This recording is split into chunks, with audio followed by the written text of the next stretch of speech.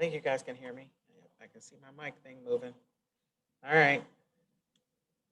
Renata, Mihail, can you hear? Hey, Nicole.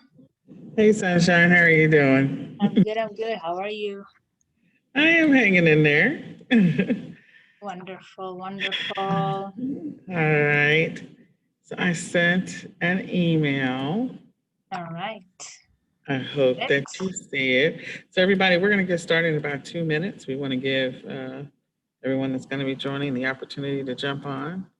We are glad that you're here. And we're going to get started in 2 minutes. So grab a bottle of water, get a notebook. We'll get started. 2 minutes.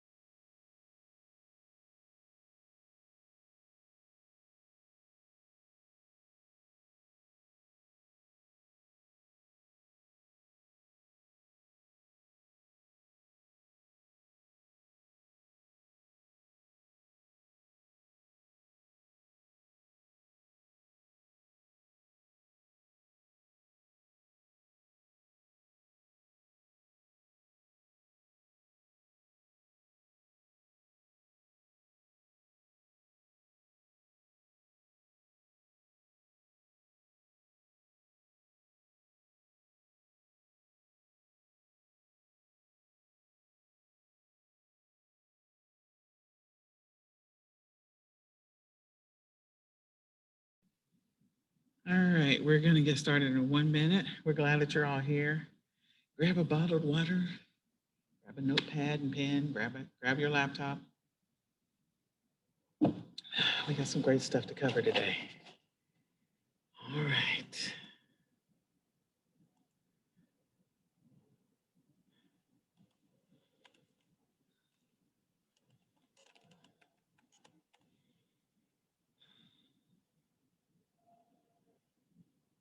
All right, so I'm working from a new location. I hope that you guys can hear me okay. I finally set up a remote office. Yay! Okay. Right. I hope. Okay, so Mihail, did you receive it? I think she's on mute. I'm guessing she received it. I think she's on mute. All right, so let me pull up the slide. Yes, I got it. I'm just Adding your pieces. gonna resend it to you again for the final. You have it? Oh, okay. You just resent it to me again. Okay. Do you have it? Not yet. Already. All right. So I'll start my part, and then we will let you pull up the slides in just a second. So, open this.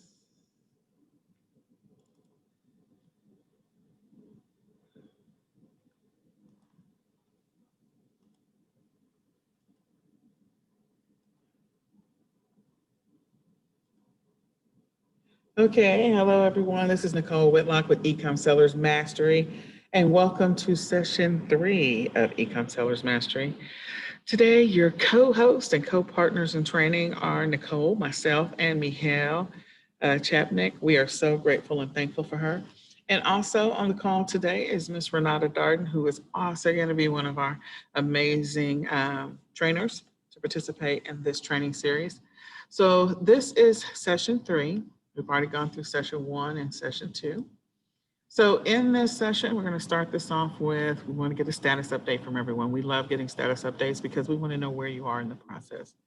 So did you rewatch the last session? That's the first question. Did you create more listings this week? And did you fulfill any orders this week? Did you complete your budget? Are you tracking your numbers? Have you had any sales? Or have you made any money? And are you being accountable to you? Last week we gave you an accountable tracking sheet just to kind of walk through, okay, I got this done. I said I was going to do this many listings. I said I was going to go and source this much money, all that stuff. So did you do that? And then what questions do you have? So if you want to take a moment, ask your questions in the chat. Let us know what questions you have from last week.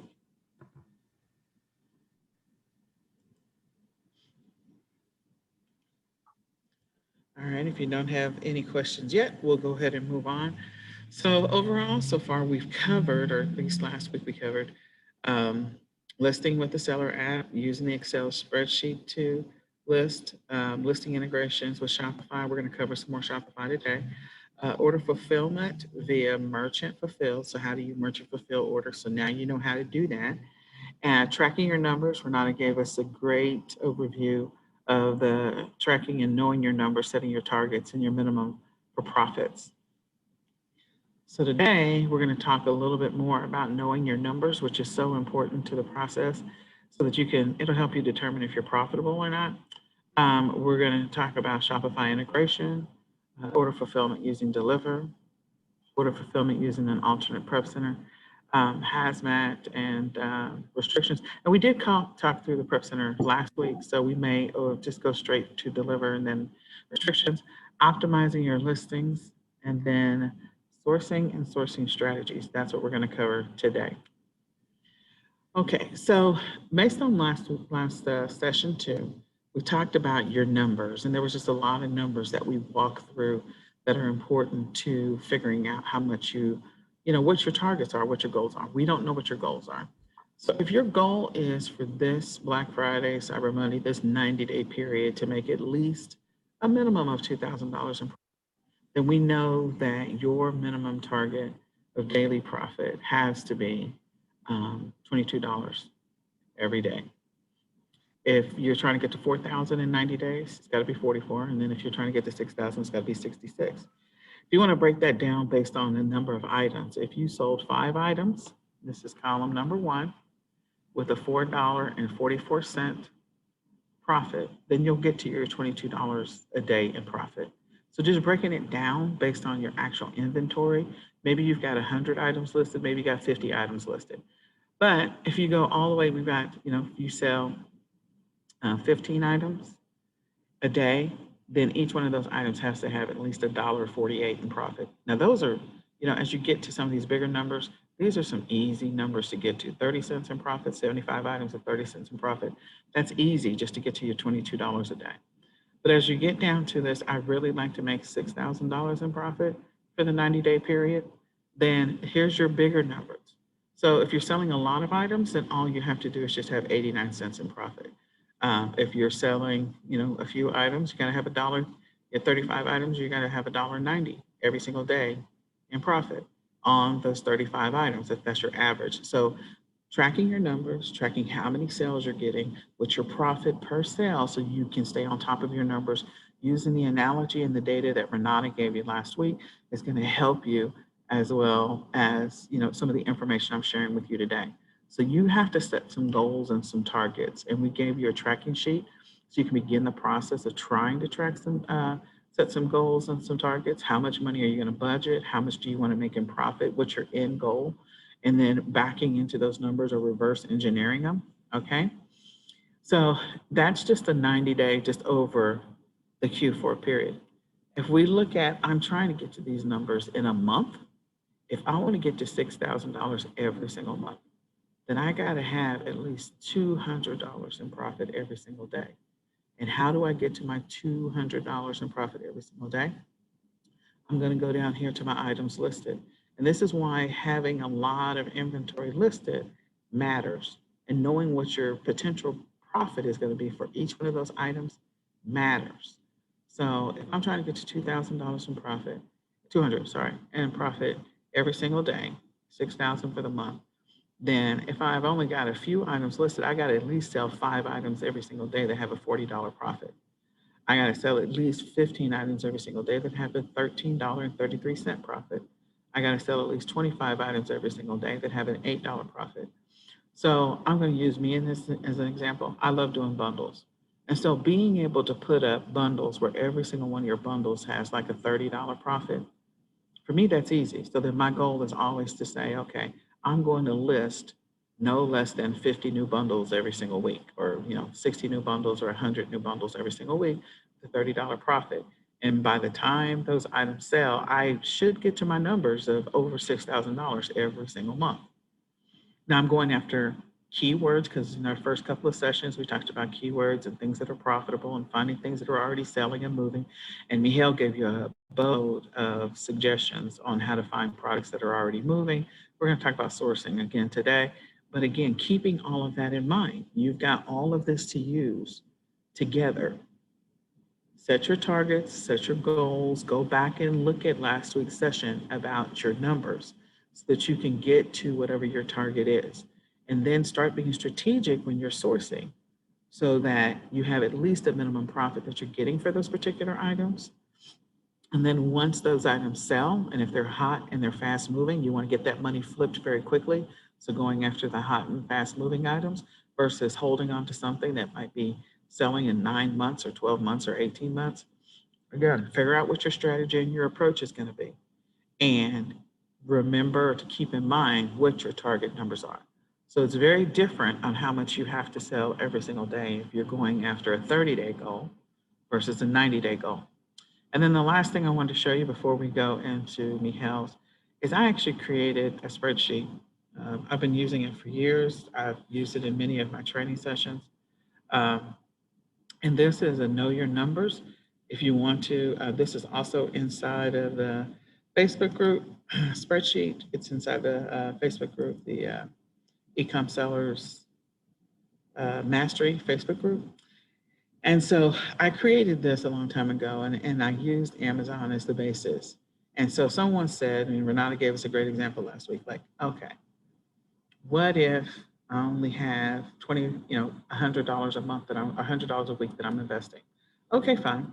Could I make a bunch of money if I was only at $100 a week, if I was only investing $100 a week? Or could I make a bunch of money if I was investing, $200 a week or $400 a week? If you have a potential target for your profit, yeah, there's always that possibility. So I'm just going to say right now, I think that someone has modified my spreadsheet, but I'll have to go back and fix it because some of this the formulas should automatically pop in, and I don't see that they are.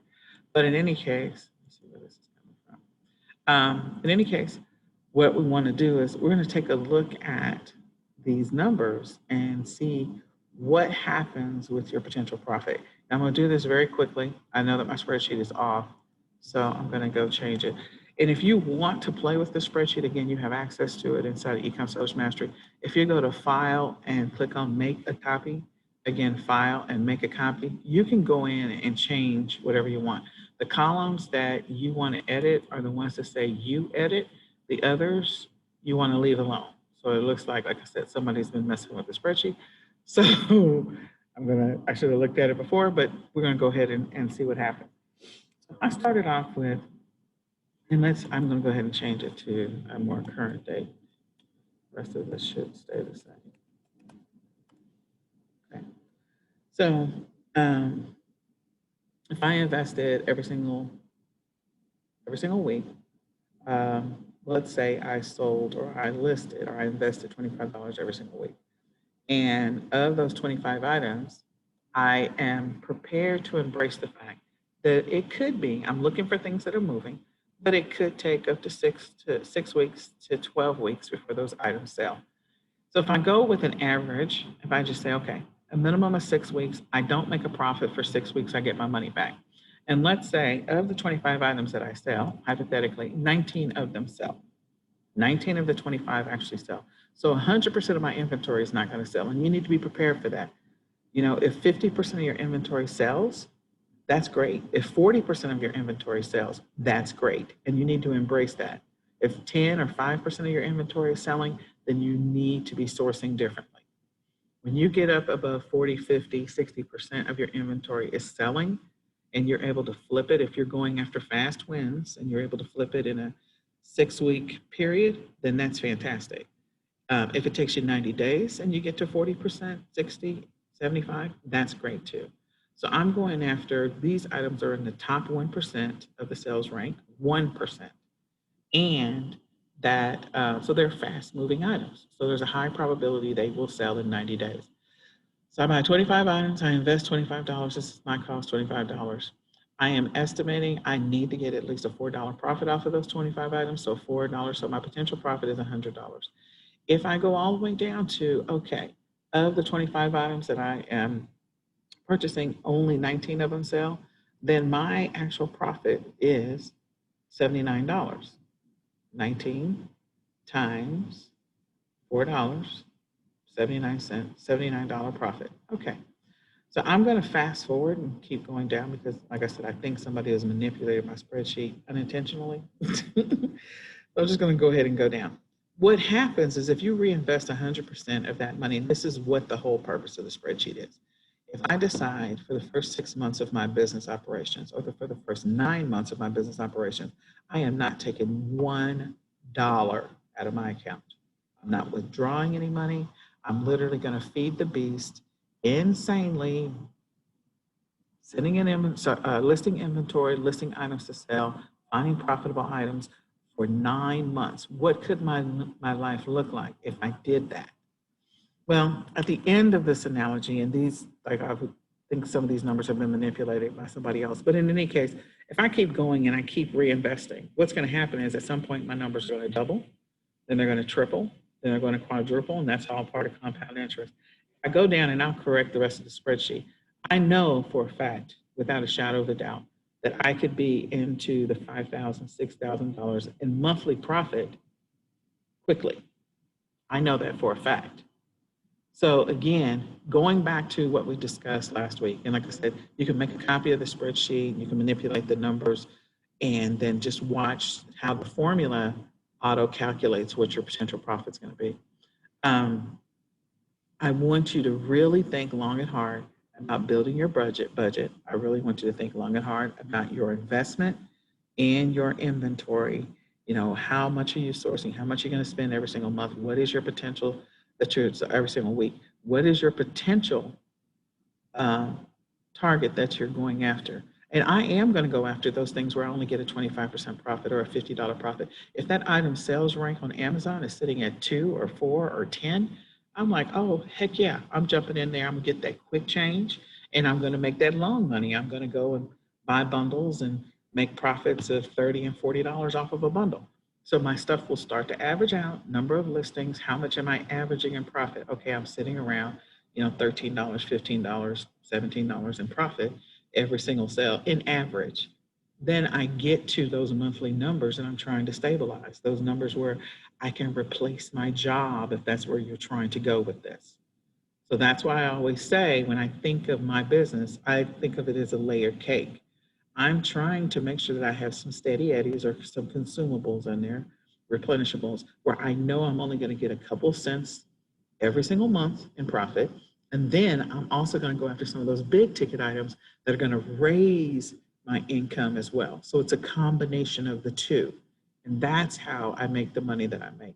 You can also be a person that sells private label products. And your private label products can have some amazing margins on them. And again, you've got to know how many of these things do I got to sell to be profitable. So that's the goal. That's the objective, is to get you to a place where you're profitable every single month. That's the goal. And you have to pay attention to your numbers. How much are you investing? What is your target for your potential profit? Or what are you trying to get to in profit? And on an average and on a regular per sale basis, what's the minimum you're willing to take? And then being consistent. And if you do that, you will be able to replace your income. So, and then we'll come back to the questions. All right, so let me move on to the next. So I think Michelle is next. I'm going to let her have the screen. All right, you guys hear me? Yes, I can hear you. Wonderful.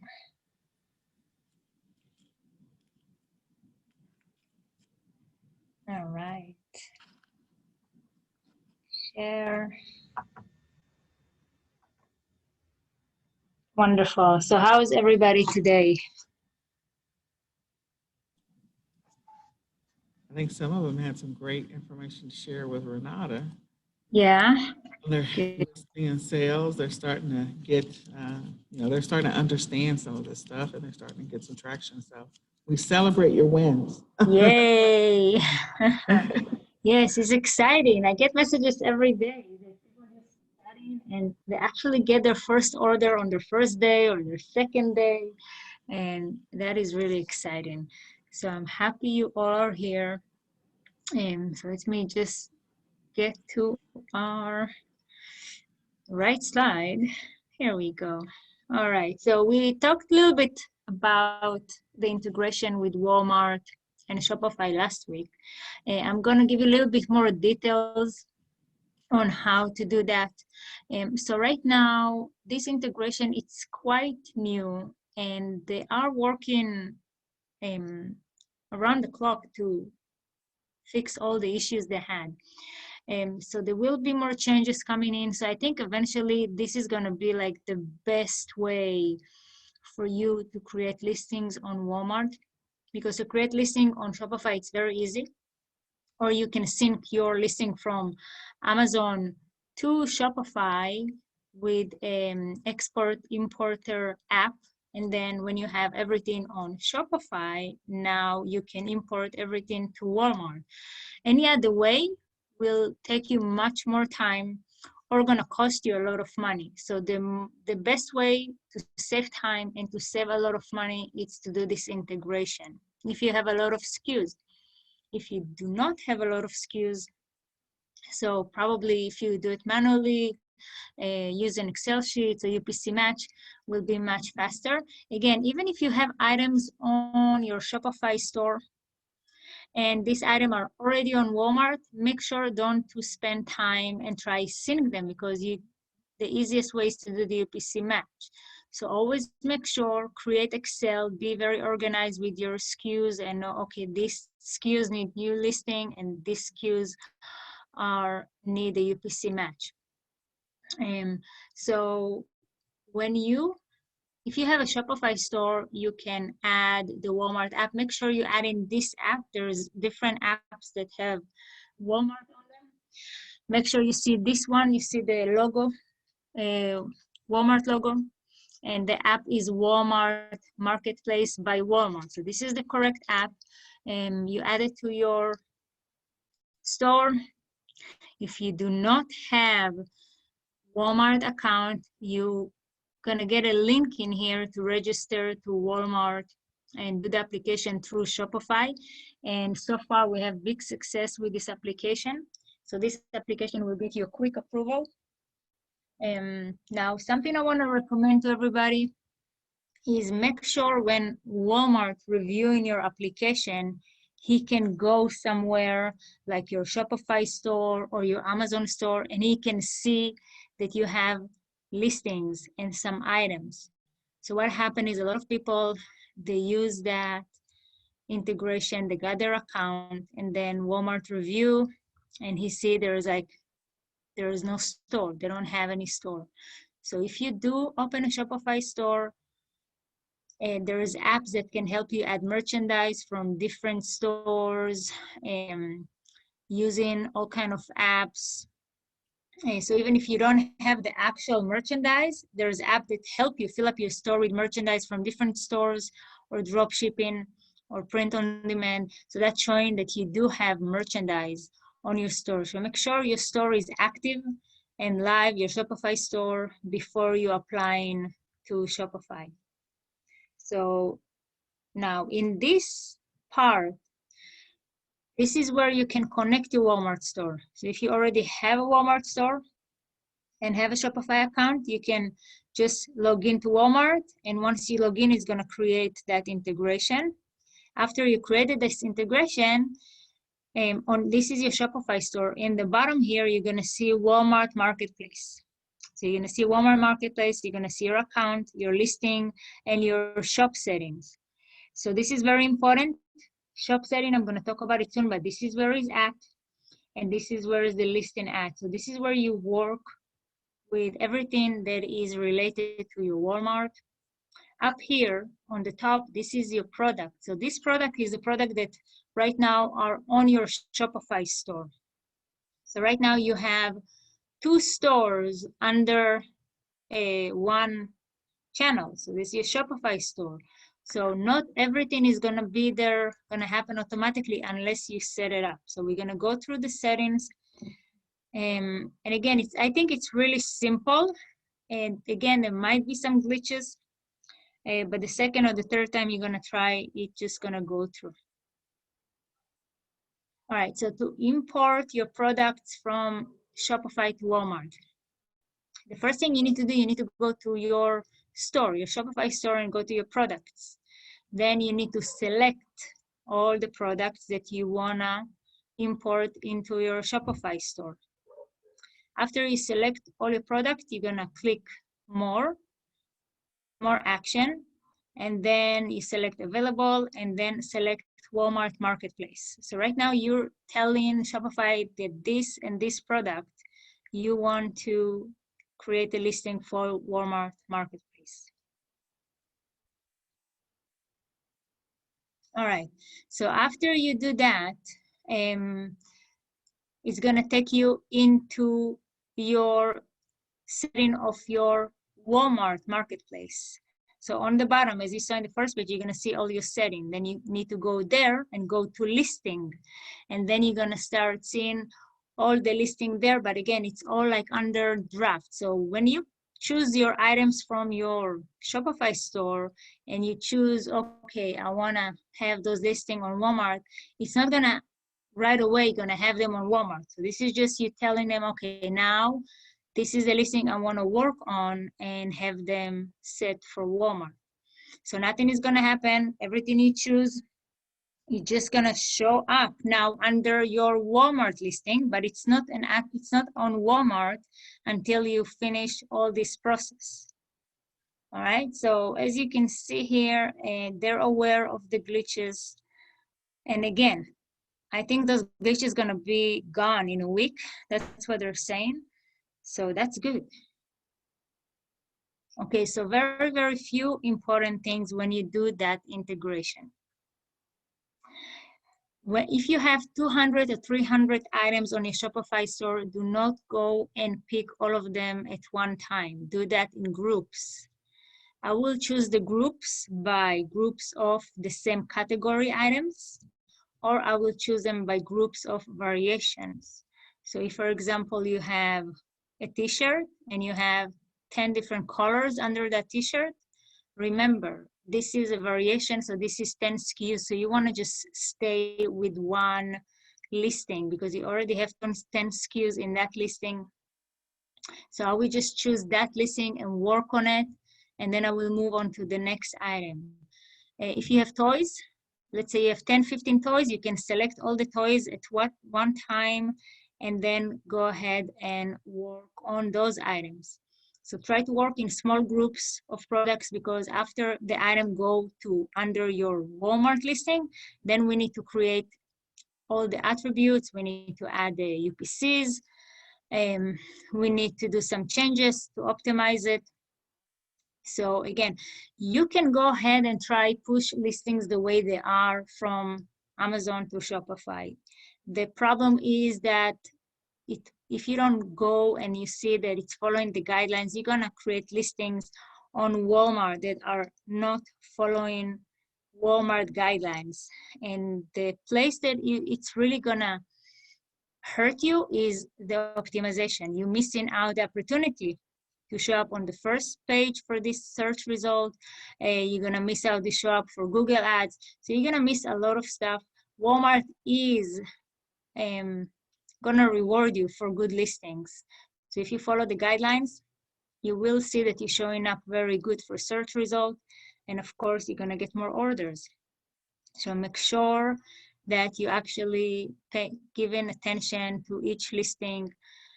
And so again, I know we want to save time, but it's really just a couple of minutes now to spend on each group. It may be, I would say, no more than 5 minutes just to follow up and see that all the information in there, that you have the right variation, the right category, that you have your UPC and your SKUs.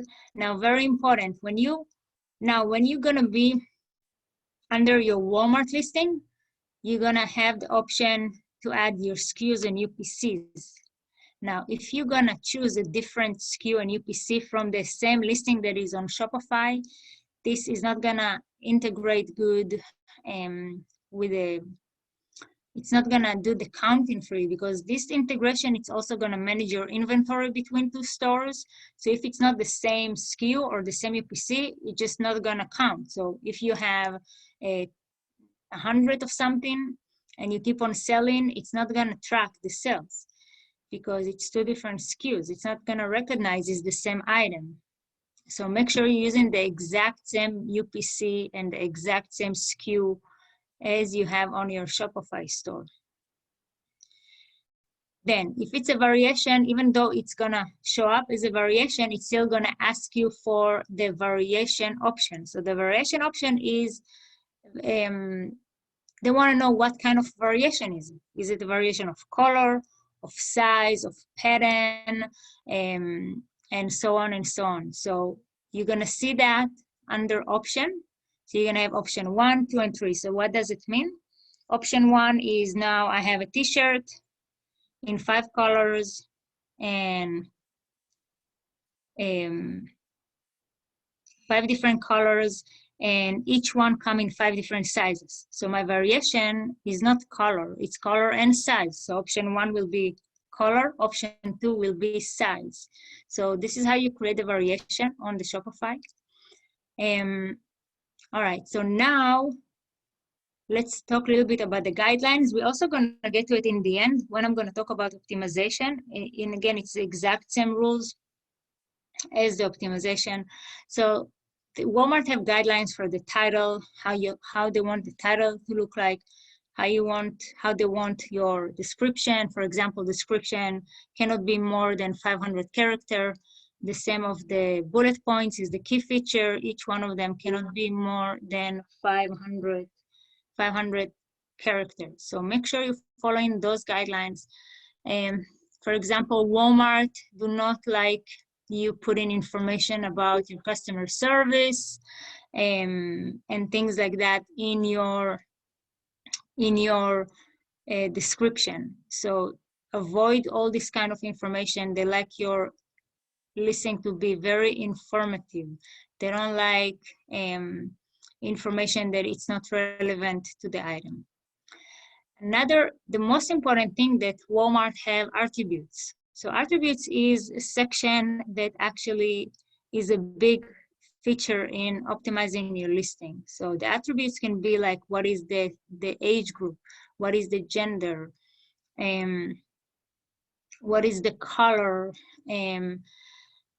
If it's boys or girls. So again, those are really extremely important because this is how they know, they call it shelves. So with Walmart, they call the category, subcategory, and so on, they call it shelves.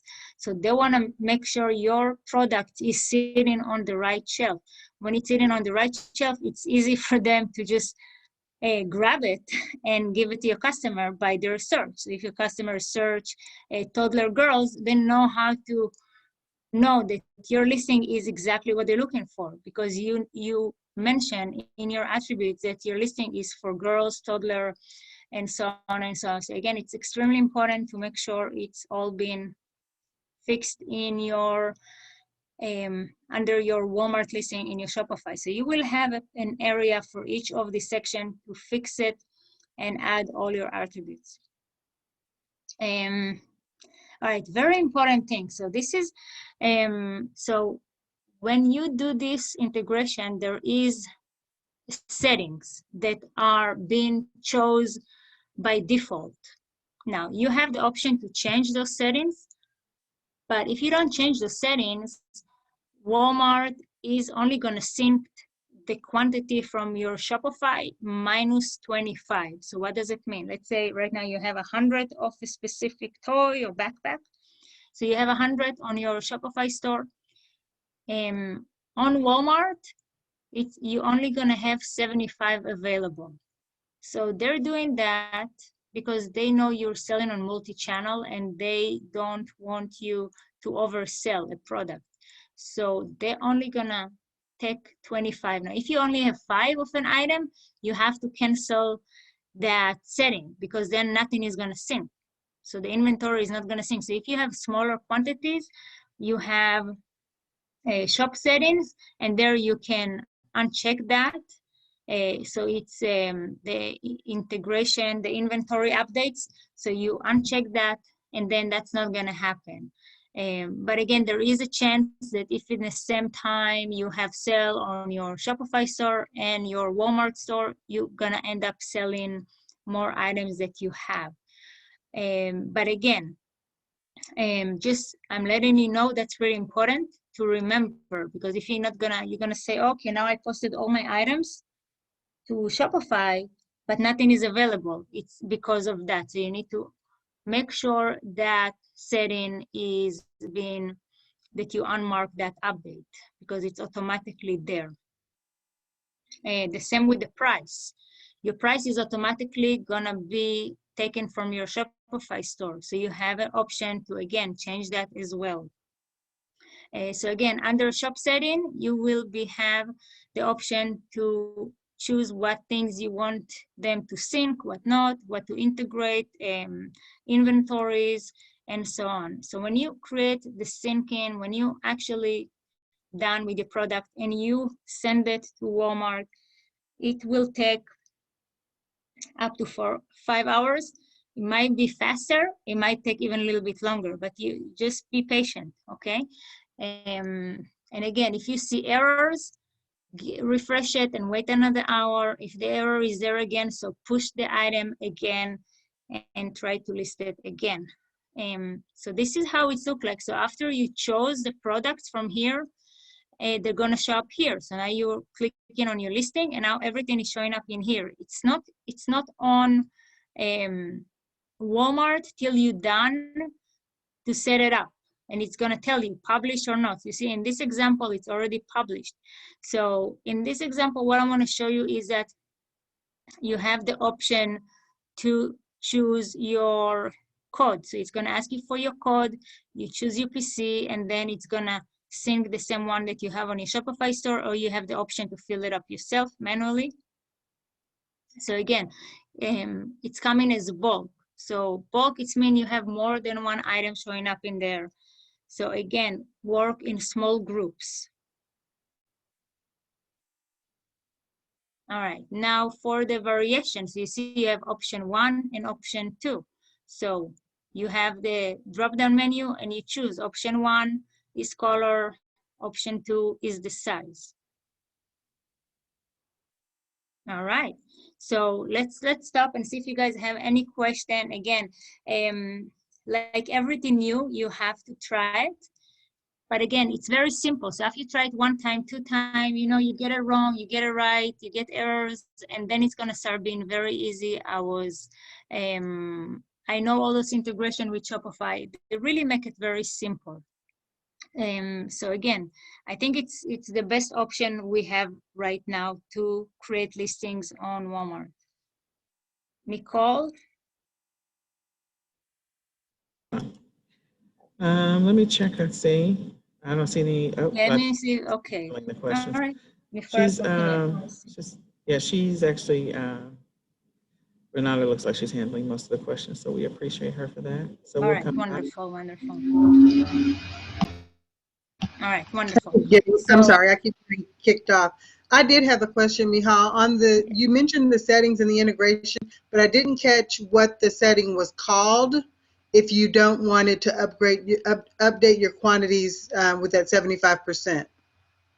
So there's under shop settings, there's 3 sections. One of them called block updates, and that's the one that's gonna block the quantity. So you wanna block that, so it's not gonna sync, because if you don't block that and you're trying to sell items that you have less than 30, 40, okay, if you have small inventories, you wanna uncheck that, because then it's not gonna sync your inventory, because again, it's always gonna have 25 hold. So it's always going to hold 25 less. So unless you have, so it's for, you know, a lot of companies, they do have big inventories. They have hundreds of items. So it's really meant for them. But for us, you want to uncheck mark that. The other one will be block price. So you're going to see under your shop setting, you're going to have block price. So unmark that, block the price. And the third one will be, sorry, so the third one will be block inventory. Sorry, that's the one you need to uncheck, is the block inventory. And the block updates, again, it really depends what you want to be updated between two stores. So there is, it's going to explain to you exactly there Okay. when you see Okay. that section. But yeah, Thank that you. was a good question. Yes, you guys, that was a good question. So let me just go back quick. All right, so you see right here, shop setting. You guys see my slide? Yes. All right, so under shop setting, this is where you can change all the settings.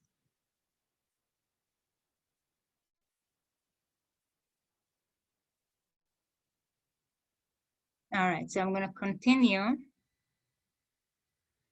All right, so this is questions we get all the time. What's restricted, what's prohibited, which brand I can sell, which brand I cannot sell. And again, we're a little bit worried because of we have such a bad experience with Amazon, with that we need to get approval for category, we need to get approval for brands, and so on and so on. So again, with Walmart, they do have restrictions, but it's really, like I want to say 90% of the stuff you're going to try to sell, you can sell, compared to Amazon that I think right now it's maybe, you know, maybe 30-40% you can sell of what you really want to sell, because a lot of things going to come as you need approval for the category, or you need approval for the brand. So again, with Walmart, you do not need approval. There are some things you can sell, some things, some categories you cannot sell. Let's see a little bit about their policies. So categories that you need to get pre-approval for are fragrance, luxury brand, software, cell phones and accessories, Halloween and select seasonal product, and custom content. So again, if you want to sell perfumes, you can do it, but you have to go through a process to get approval. The same with Halloween custom. I went through that process like 2-3 years ago. It was very simple. They asked me, like I was trying, I listed some Halloween costume. I think I got some email from them. They asked for an invoice and some information. But it was very simple. And I know also recently some people got easily approved to sell Halloween costumes. So again, it's if you are have your invoices, if you know that you want to sell in this category, just go and ask for approval. All right, so this is a list of Walmart brands. So this is items you're gonna find in Walmart stores. And there are also some brands in here that are prohibited by Walmart. So again, this is just a small list. There is few other ones, but again, the list is not so big. And when you try to list an item, for example, you try now to list a Danskin, okay, any kind of, it's a brand that doing mostly girls clothing for ballet or gymnastic and things like that. So let's say you grab a product and you didn't know it's prohibited and you created a listing on Walmart. Your listing is gonna be inactive and it's gonna give you a message that this item is prohibited. So that's the only thing that happened. It's not going to create IP claims over your account. It's not gonna, nothing is really gonna happen. But you wanna go to that listing and mark it and click retire. So it means you are trying to get it out of your account. It's still gonna show up in your account. I hope one day they will have this option to delete things from your account. It's not available right now, but you can retire item, and that's mean that you have no plans of selling it, because retiring an item, you cannot redo it. So if you retire an item, this item cannot be active in your account again. So so Can again, I jump in for a real quick minute, Mihal? yes, yes, I yes. have a few of these brands, and I mean, some of them are clearly Walmart, but some of them were Yeah. some of my big sellers on Amazon. And Mm-hmm. so if Amazon, most of my issues with Amazon were pricing. So if Amazon kicked me off, then those were some of the items I started listing. So I just want to tell our members that if you have something listed and you get an error, make sure you check, because my errors were not that it was forbidden, but because I guess it was a Walmart item, they would only let me price it what they call reasonable. And so similar to Amazon, I was getting a pricing error, but I was still able to lower the price. I looked at some of the other listings. I was still able to lower the price, you know, by a little bit, just so that it would become active and still sell it and make a profit. And so just in case someone has some of those in there and they're seeing some errors, before they completely retire it, they may want to try that tactic as well. Yes. All right. So make sure if you see prohibited, make sure to retire the item. If you see price error, change the price. So again, this is a list that please avoid those brands. So most of those brands are Walmart brands. So for each category, like home category, they have a Better Home and Gardens. For toys, they have a My Life is all the dolls. It's called My Life As. For clothing, they have where is that? The clothing one, a Gremlins 365 for toddler and infant clothing. So again, this is private labeling that Walmart is creating. So on those tags, you're gonna see that it says Walmart brands. So again, um, don't try to sell these items. They don't want you to sell this item, and definitely do not try to send one of those brands to Walmart Fulfillment Center if in the future you will use Walmart Fulfillment Center. Another thing that I just heard that you want to try to avoid, if you do Walmart flips, try to use Deliver, Merchant Fulfill, Prep Center. Try to avoid using Fulfilled by Walmart to sell, to ship your Walmart flip. So think that you buy in Walmart to sell on Walmart. So again, these brands, this is just a small list, but I think it's gonna give you, it's really good, because if you shop in the Walmart store, this is most of the brands you're gonna see in there that, again, try to avoid. All right, so there is more categories that they're telling you specifically that you cannot sell. Like you cannot sell animal vaccines, you cannot sell alcohol. So we have a link, Nicole, I sent you the link. You can share this link with everybody. There is a whole link for a Walmart article that's giving you a long list of all these things they're prohibited, but it's really common sense things, you know. So like don't sell animals. Um, they don't want you to sell currency, like don't sell money or bonds. What else? With cosmetics, again, it's have to be sealed, it's have to be tasted, and so on and so on. So again, make sure you're going through that list. But again, it's really just, I think, a list that every marketplace will have, will be just similar list to that. We have any questions? Not right now. No, Renata? Right now. No, I saw this list on the website, so this is great. Yes, this is good, guys. Like I said, we have the links for you, and so we guys can get this link. All right, let's talk about Deliver. I'm so excited. So first of all, I want to say that the last few days, I did get approved to use Walmart Fulfillment Center. And I'm trying to learn as much as I can how to do it, and I'm trying to get started with this process. So I want to tell you that Walmart fulfillment, it's right now, it's not similar at all to the way we use FBA. So it's everything is need to be updated by Excels. You guys don't get shipping labels, so you need to create the labels yourself. So it's a little bit, I say, it's again, it's still beta. So they're working on things. They actually have changes. But if you want to do something really simple, as you used to work with FBA, guys, use Deliver. Even if you have the option to send to Walmart Fulfillment Center, it will take you much more longer time to create a shipment with Walmart.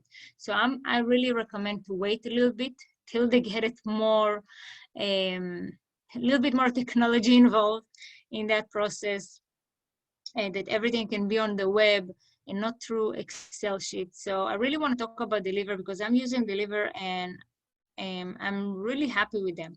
It's really simple. So Deliver is like FBA service for Walmart. So you ship all your items to Deliver, and then you get the 2-day free delivery badge on your listing. So that actually gonna bring you more sales. As we know, FBA, to use FBA, bring you more sales on Amazon. This is the exact same thing. It's gonna bring you more sales, especially now when we head in Q4. And a lot of people wanna just know they get it as fast as possible. So, and as close as we get to Christmas, you know, you're gonna have to offer fast shipment because people are just not gonna buy from you. If they don't see that they will receive it fast, people are not gonna buy. So again, we're getting very close. So I said, don't get stressed and start shipping your stuff. Take the next week or two and ship as much as you can to deliver. Another thing that I really like about Deliver is that I can send my merchandise to Deliver and they will fulfill all my orders. So let's say I'm selling on Walmart, on eBay, Amazon, Shopify. They even have Etsy and Wish.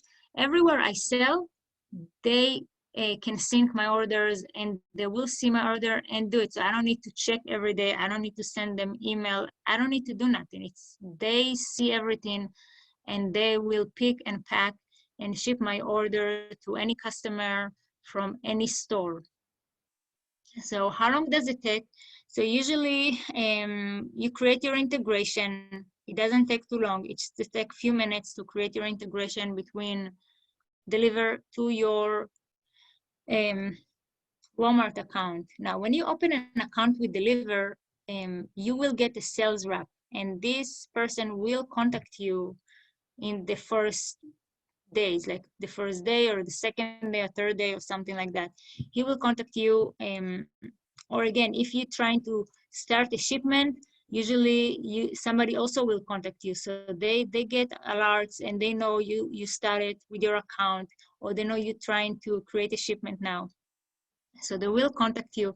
And if you do need help, just let us know. We have some contact people in there that we can refer you to. So again, you integrate your account and then you create your shipment. So to create a shipment, again, it's a couple of hours. You know, you go, you pick up all the items you want to ship, and then they will ask you a few questions. I'm going to show you soon how's the process is going. And then after you do that, you're shipping your items, they're receiving your items, and then all your fast tags will be activated. So the minute they got your inventory, it's going to show up on Walmart, and it's going to show up as 2-day free delivery to the customer. So everything is going to happen automatically. And again, you have your rep that is there to make sure it's all working for you. And then your customer buying the merchandise, Deliver see the order, he pick and pack, ship it to them, and that's it. Very simple. Their fees are really good. They start from around $4 and up. So if it's something is under a pound, so 10 ounce, 15 ounce, items like that, they usually will be around $4. If it's a pound or between a pound to 2 pounds, it will be around $5.50. So this include everything. So this is include the shipping cost, the fulfillment, and everything. So there is a calculator on the Liver website. You can use your Amazon ESM to find out the fees in the Liver. All right, so once you open your Deliver account and everything is working and integrated, all your merchandise is gonna show up right here. So you see the search. Once you put the SKU or you put the name, like frozen, it's gonna show you everything. So everything you have on Walmart is gonna show up right here. So you don't need to worry about how you find your items. It's all gonna be there. And then they're gonna ask you, so you wanna create a shipment. And the first question will be, is it a case-packed product or individual product? So what that means is, let's say you only shipping to them one item and it's come in boxes of 24, so you choose case-packed product. If you have 10 different items, so it's 10 different SKUs, you choose individual products. All right, the next part is you put the item you're looking for. So again, once you put the name or the SKU, you're gonna have a drop-down menu and you need to start picking up the item. So you're gonna pick the item, it's gonna start saving it, and then you can fill up the quantity you wanna ship. And then you go to the next step. On the next step, they're gonna ask you those questions. Make sure you confirm everything. So they're gonna tell you, this is some of their guidelines, okay? So make sure your box is not more than 75 pounds. Again, it's much better than FBA because FBA is only 50 pounds. Even the size of the box is bigger than FBA allow. So you can use bigger boxes and more weight. They ask you about the batteries or anything is dangerous good. All right, so they want to make sure you're aware to the fact that you don't send item that can melt or things that need to be under air control. So make sure you check mark that because they cannot promise you. So I know a lot of people using them to ship groceries and everything is working fine. But again, you need to know that they're not responsible on if something need to be under air control, they're not responsible to that. So make sure to check that as well. And again, you need to read the restriction and make sure you're aware of all the restrictions. A quick question, Michal. I know like with FBA or with some of the wholesalers, with Deliver, can you send items directly to them if they don't need to be packed or prepped? Can you send them directly from your wholesalers to Deliver? Yes, but and only but only if they accept your UPC. So the item, they need to know the UPC. In their system, there should be a specific UPC for your product. And that UPC need to show up on the box. And you need to be the first one using that UPC with Deliver. Okay. All right. So we're gonna get to this part. Okay, so so this is the exact part when you ask your question. So this is very important. So when you ship items to FBA, you need to prep them. So you need to prep them and you need to put your FNSKU on the product. You need to label them, or you can use a UPC and then those items gonna get to Amazon. Usually they can mingle with other seller items. Okay, so it's very similar with Deliver. So you have 3 options.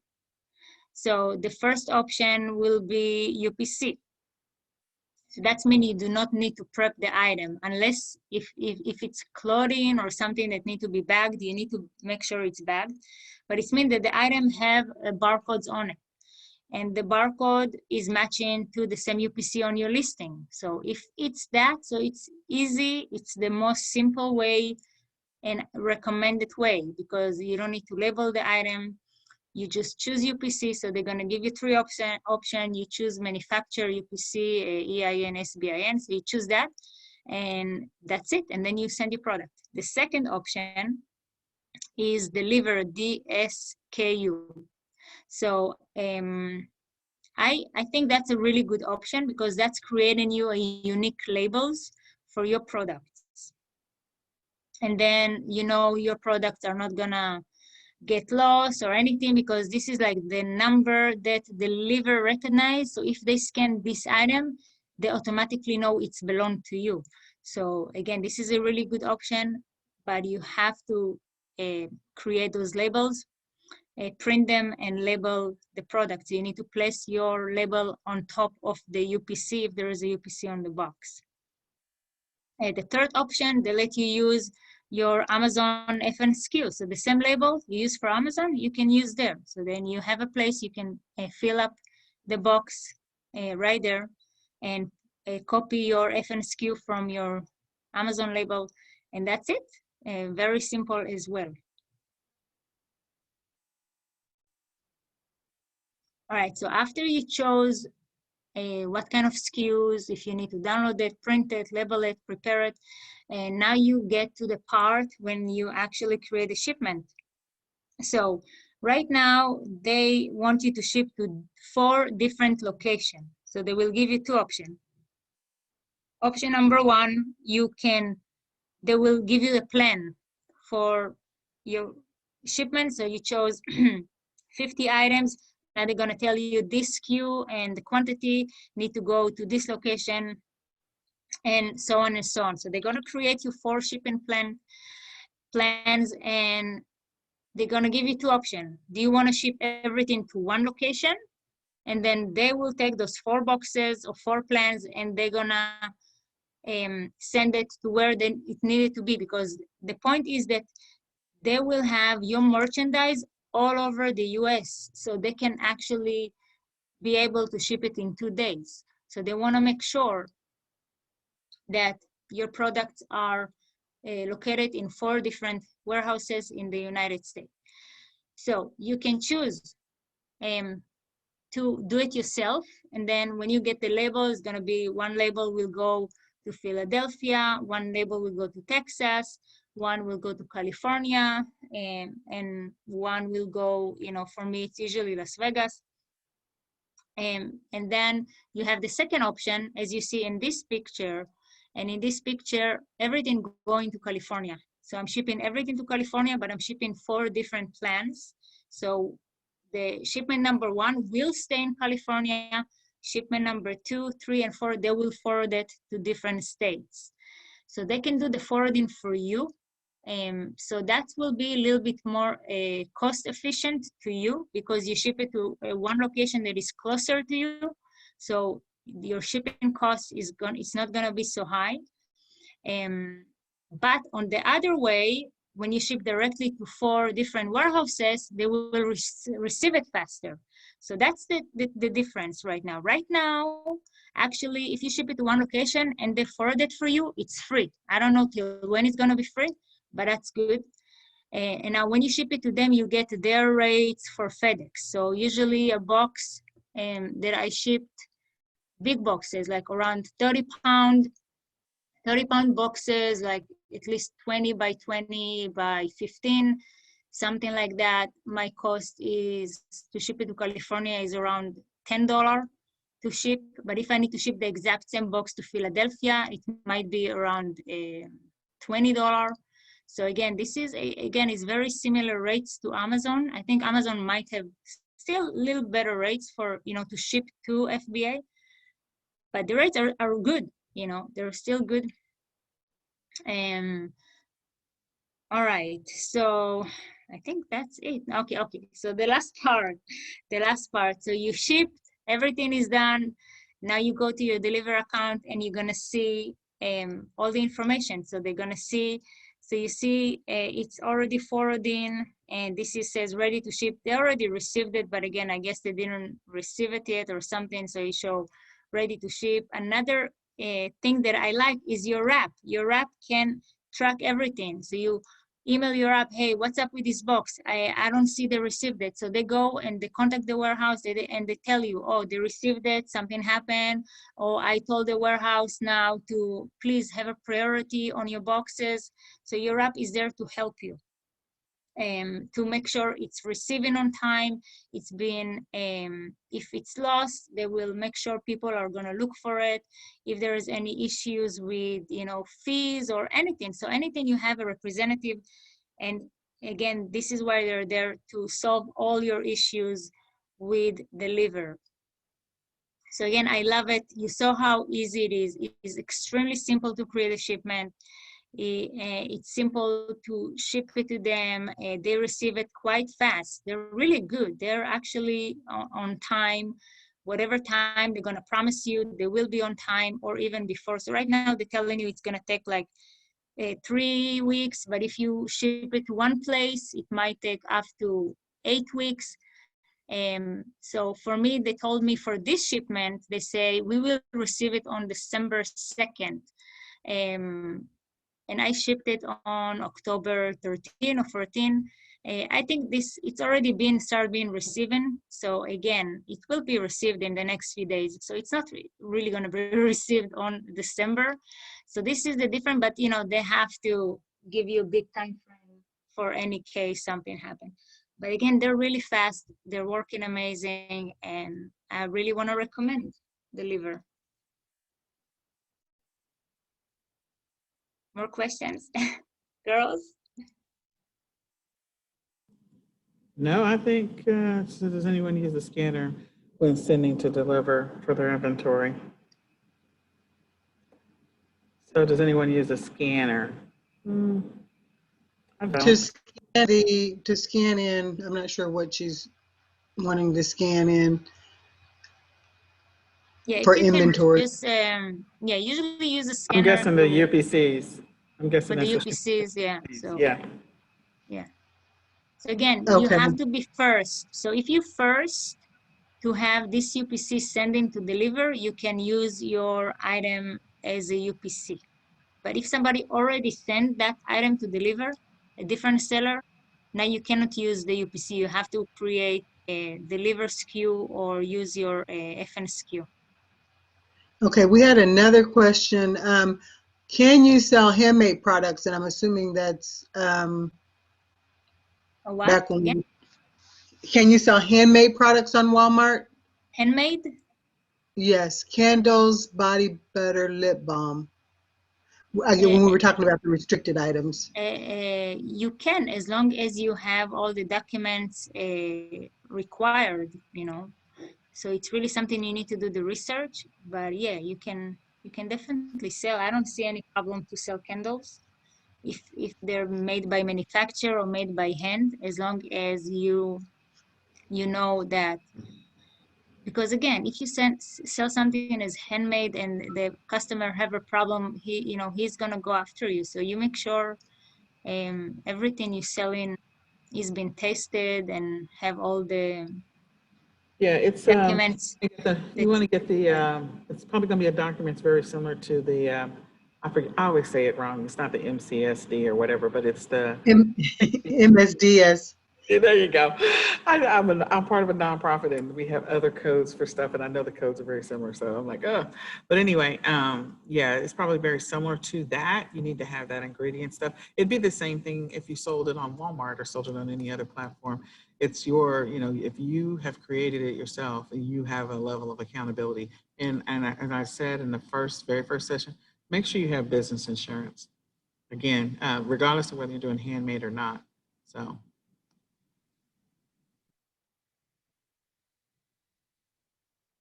All right, wonderful, wonderful. Okay. All right, so this is one of my favorite things to talk about, optimization, only because it's really working so well for Walmart.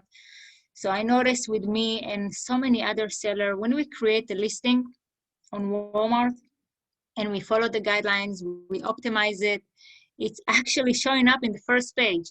So compared to Amazon, that you go, sometimes it take you weeks to find yourself on Amazon, and then you're gonna be on the fourth page, and maybe after a couple of months you get to the first page after you have a couple of sales. So again, optimization is very simple for Walmart, and because Walmart don't have millions of products like Amazon, you have better chance to show up in the search results. So for example, if your customer is searching for, let's say right now, they want to buy a sweater, right? She wants a woman sweater, and she wanted in red color. So when the customer gonna go to Walmart, usually what they're gonna search is woman red sweater, right? So if you have those words in your title and also in your description, and you chose in your attributes sweater, and in your attributes you make sure to choose women's, and in the color red, all those things gonna help Walmart to now match your product to the customer search. So again, it's very simple. You need to remember, always when you sell something, try to think as what's the customer, who's my target customer, and how he's going to search for it, and make sure all the search terms are going to show up the right way. All right, just give me a second. Got a little interruption here. All right, so always put yourself in the customer place and think, I'm the customer, how I'm going to search for this item.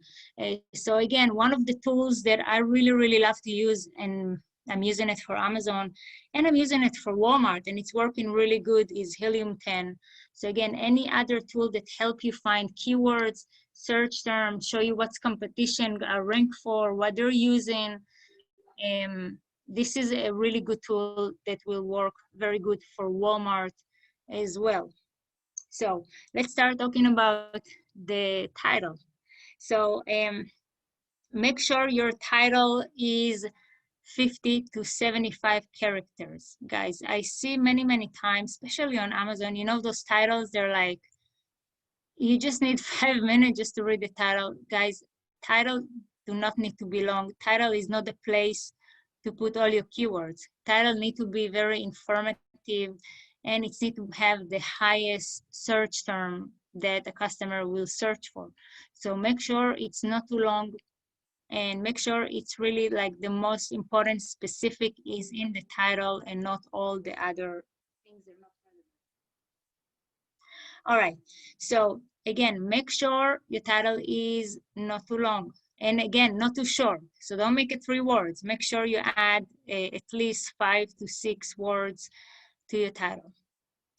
Now, Walmart is asking specifically in their guidelines, create a unique title. So if you take your title from Amazon and you copy paste it to Walmart, you might not gonna get the best results. You wanna make sure your title is unique.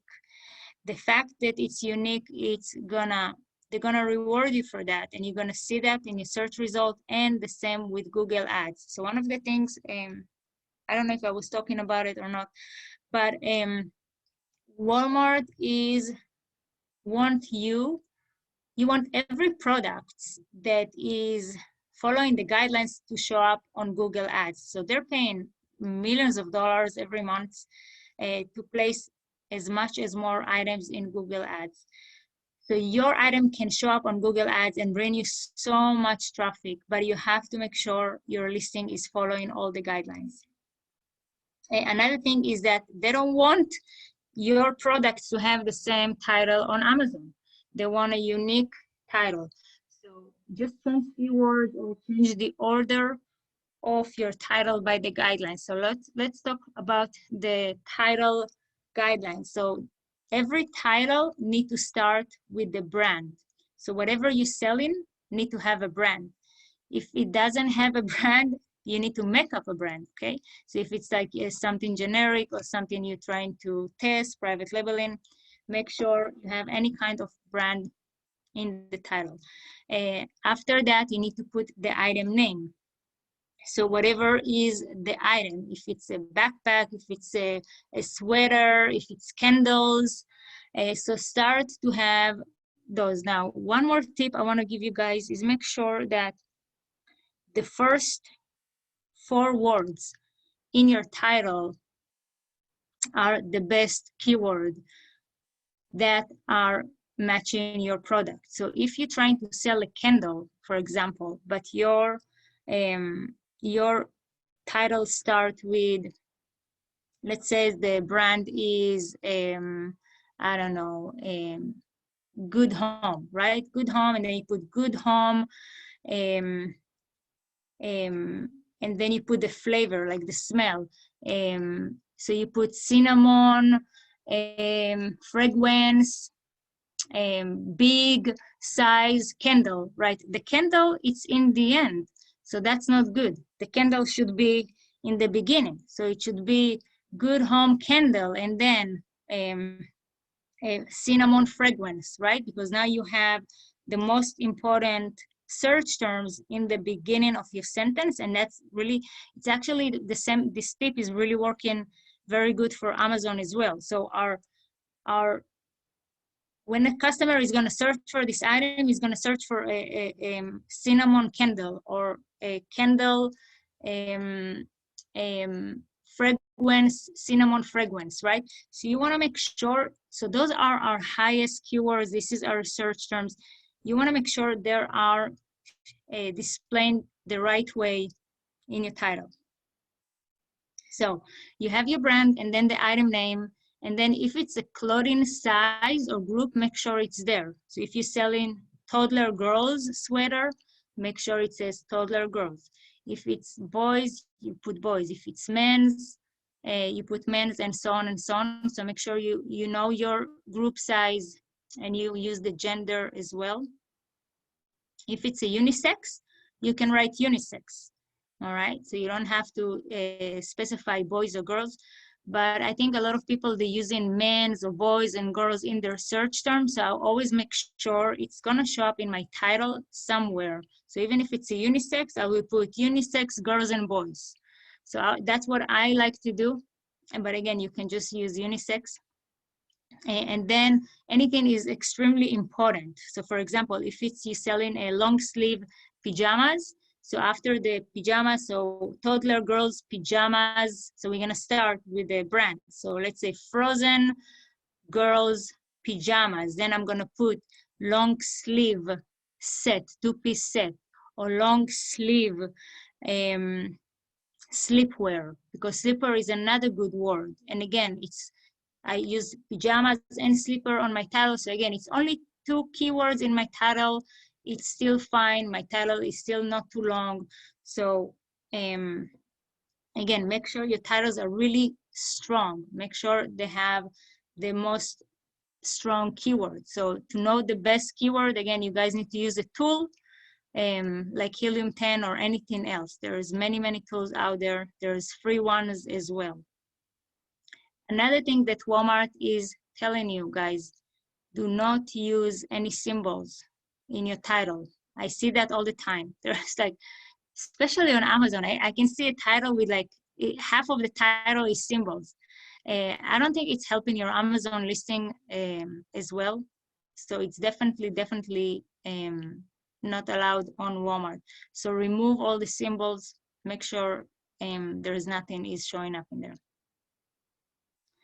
All right, color. So if the color of your item is something that customers are likely to search for, like we said, a red sweater, make sure it's in your title. If your product is a variation and you have red, blue, black, green, no, don't have that whole list of colors on your title. Just put the specific of the product in the title. And then you have the description, you have the key features, and make sure you display all the colors there. So now you can write in your first key feature, that is your bullet point, you can write, this sweater come in white, red, blue, black, and so on.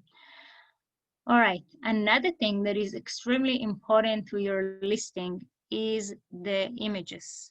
You can add up to 9 images. Make sure the first image is following the guidelines. The first image need to be in high resolution. Recommended is 2000 by 2000 pixel, and it need to be with the white background. Any other image after that can be a lifestyle, can have things written on it, can show the packaging, can show words, but not the main image. The main image is the same guidelines as Amazon. So make sure you don't have anything except of the product itself on the first image with the white background. All right, let's talk about the description. All right, so description, include the name, the brand, the keywords, the describing the item, features and benefits, and related words that customers are likely to search for. For example, if you're selling cardigan, use words like sweater in your description, because some people will search cardigan, some people will search sweater. So you need to make sure all those words that customer are going to use are showing up in your description, because again, we don't want to have all these words in our title. So now we want to use the description, because when you create a listing on any platform, usually the algorithm will pull up words from your title, from your description, and from your key features that's similar to the bullet points on Amazon. So everywhere in these 3 parts, everywhere, make sure you have really good search terms and keywords. The other part that is, I'm going to talk about it soon, is the back-end keywords as well, that usually Walmart will let you add up to 4,000 characters, and guys, that's a lot. So if you're trying to sell any product that have really a lot of search terms and keywords, you're likely to be find out faster on Walmart than Amazon.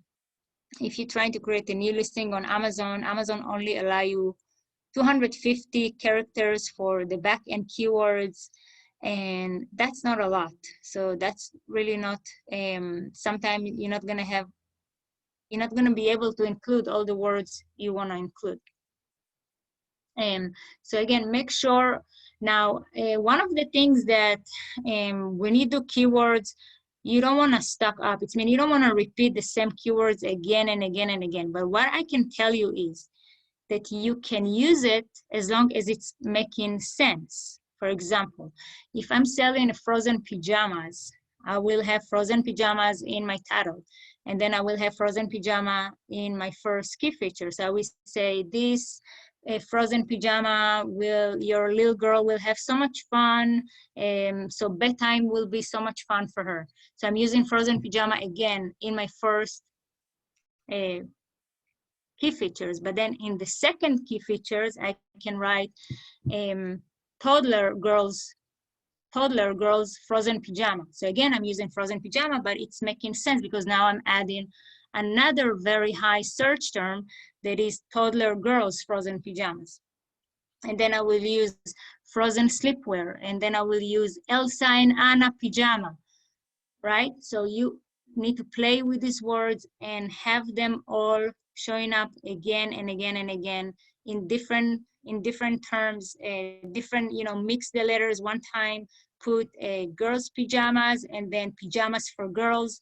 So play with the order, because if you look at on Helium 10, if you're gonna run a search for frozen pajamas, you're gonna see that the phrases people are using is that frozen pajama for girls 5 years old, toddler frozen pajama for toddler girls, frozen Elsa pajama for girls. And again, you're gonna see it's repeating again for 2 years old, for size 2. So frozen pajama for size 2, frozen pajama for size 5. You're gonna see those repeating again and again, because this is the highest, this is how moms and grandmas are looking for frozen pajama. They're gonna put the girls, or they're gonna put toddler, they're gonna put the age or the size. So again, make sure you know all these phrases, and you can now use those phrases in your description and in your back-end keywords, all right?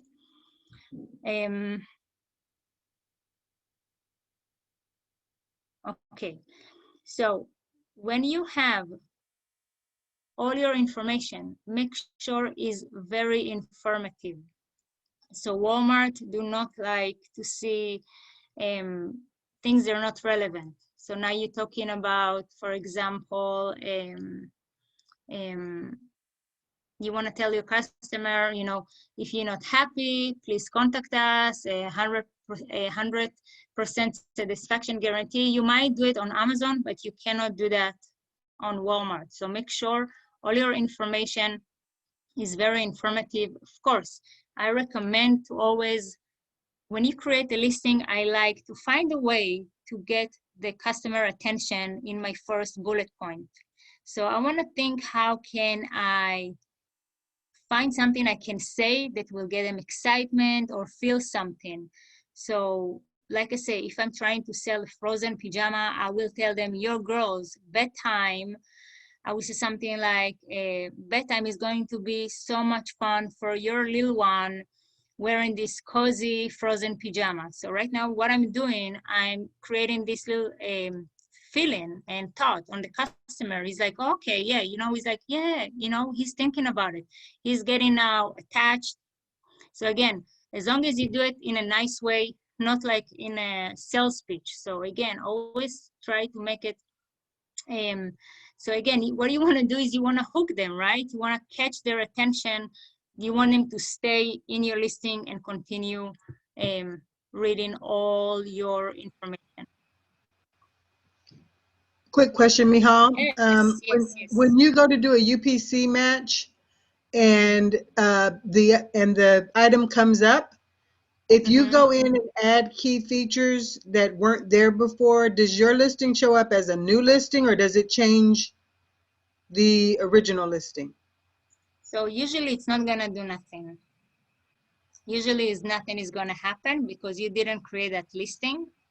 If the listing doesn't have nothing in there and you add those information, there is a chance it might gonna save it, but usually you need to open a case and ask that you wanna add some information to an existing listing. Okay. All right, thank you. All right. So key feature. So we talked a little bit about the key feature. Again, it's similar to the bullet points on Amazon. So you have on the difference between an Amazon listing to a Walmart listing is a listing on Amazon. When you open the page, you're gonna see the item image on the left side, and then on the right side, you're gonna see the key features. And then under it, if you're really trying to find it, you will find the description, but it's really hard to find the description.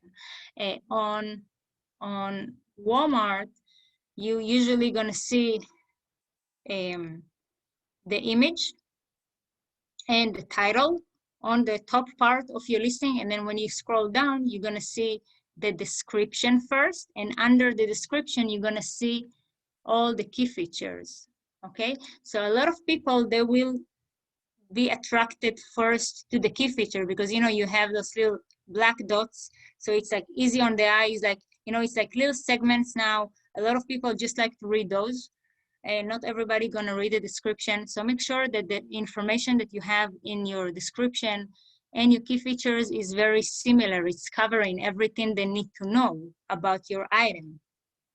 So remember, when you're trying to sell something, you want to make sure the customer gonna come to your listing and he's gonna find information that will help him make a decision. So if you're forgetting very important information, like if you sell clothing and you don't write what it's made of, or how you wash it, or how does it fit, or how does it feel, a customer is not gonna buy your item. So make sure all this important information is showing up in your key features. So make sure you have a key feature that describing the sizes, the measurement, another one that explaining what is it made of, how you wash it, how you take care of it. So always what I like to do when I create a listing, I like to sit and make a list. So I'm gonna make a list. Me as a customer, if now I wanna buy this pajama, what will be my questions? So I wanna know what is it made of? I wanna know if it's, what's the fit? If it's a loose fit, if it's a tight fit, how does it feel? I wanna know how I wash it. So all these questions that I have, I'm gonna make a list and then I will make sure I have all this information in my listing. Another thing you can do that I do all the time is I go to an Amazon listing that have reviews and questions. So, you know, when you scroll down on Amazon listing, you have questions, so customer actually come and ask questions. So this is the best place to know what information you shouldn't miss out on your listing, because if a customer came to that listing on Amazon and then he went and he put a question, so that means he didn't buy the item, right? So if you have this information on your listing, the customer will buy your item, have better chance for the customer to buy your item, because now the customer didn't buy the item, so he maybe forgot about it, or maybe he went to a different listing and then he found all the information he needs in a different listing, so then he bought your competition product. So make sure you have all the most important information in your listing. So go check your competition reviews, go check Amazon similar listing to find out questions that customer usually have about your listing. And again, key features is one of the best places to include more and more keywords, search terms, and anything else that it's really important for you, for the customer to know, okay? Now, another thing you guys have to remember is today, more than 50% of the people are shopping on mobile. So when you create a listing, go and look at your listing on a mobile phone. This is gonna show you how customers see that. So usually on a mobile, the biggest feature is the images. The images are usually on top, and then the customer need to scroll down if you want to read any kind of information. So make sure your images are really good. Make sure you have at least 5 to 9 images, and make sure you have information on an image. So for example, if you're selling any kind of, let's say with a candle, right? You're selling a candle, make sure on one of the picture, it says the fragrance and the size. So it's showing the measurement of the candle, so the customer know the size. It's showing some kind of, you know, you can say what's good in this candle. It's called lifestyle image. So make sure you have lifestyle images with information. So if a customer is on a mobile and he just look on the picture, he can go and buy this product, right? He doesn't need to read your description because everything is on the images. All right, so this is a little list that Walmart is showing you how he wants to explain to you what is good example and what is bad example. So this is for the key features, okay? So for example, if one of your key features is just Dortel planter, again, it's too short. You wanna give more information. So you wanna, actually they say the spelling is wrong. So Dora, Terrell, small, slat planter in white finish. Again, this is because, again, somebody is going to search for planter, white planter. So now your keywords are right in your first key feature. So again, this is how a customer, this is how Walmart know your item is the best fit for the customer search. So now he knows your item is white planter. So if a customer is searching for a white planter, your listing is going to show up on the first page. The same with, let's look at women's sport bra pink. Okay, so again, the brand is missing, and their item number Actually, I apologize. This is an example for titles, not for key features. So this is an example for titles. So again, look at the sport bra, the brand, Fruit of the Loom. This is the brand, and then women's. Okay, we have women's and then strappy sport bra, and then you can include the style. Another thing that I forgot to tell you guys, when you're selling an item and it's a bundle or 3-pack or 2-pack, make sure it is in your title, but in the end of the title, when the customer really can pay attention, that is a 2-pack, 3-pack, that is a bundle, or you get a bonus item or anything. Make sure it's in the end of the title, not in the middle, not in the beginning. It's showing up in the end. So don't if you're selling a 3-pack bra, don't put Fruit of the Loom 3-pack a sport bra. No, make sure the 3-pack is in the end of your title. So I have some bad example here that I found on Walmart. I was actually trying to grab a few more, but for some reason Walmart website is not working today, walmart.com. So I don't know if it's working for you, but it didn't work for me. But just let's talk about this one. So this is a Paw Patrol 5-piece backpack set. Now, as we know, the item, the biggest keyword we have, and if I think about it for a minute, I will never go and search for Paw Patrol 5-piece backpack. No, I will search for Paw Patrol backpack, right? So you want to make sure the backpack is showing up after the Paw Patrol. So the Paw Patrol is the brand. So my title will look a little bit different. And again, the title is too short. They can add, for example, boys, because that's a boys, right? So Paw Patrol boys backpack, boys is missing. Another thing is missing, they can use the color. They can put blue or red, one of the colors is of the backpack. They can also say Paw Patrol backpack, Paw Patrol boys backpack, 5-piece include lunchbox. Lunchbox is another very good keyword. They're missing it out in their title, because if somebody's searching for Paw Patrol lunchbox, this item is not going to show up. And maybe if they see that, they will like it and say, okay, oh, there's a lunchbox and a backpack. Yes, all right. So make sure your title is better than that.